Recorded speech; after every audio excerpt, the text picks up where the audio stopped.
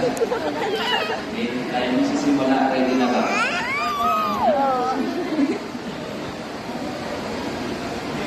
Sa ngala ng Ama, ng Anak, at ng Espiritu Santo.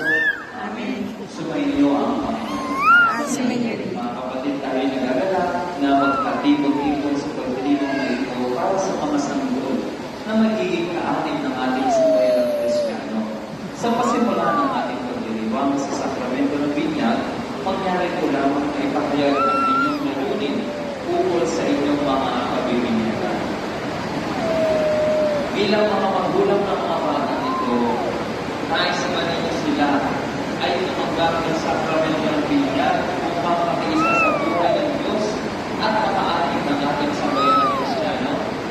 Opo.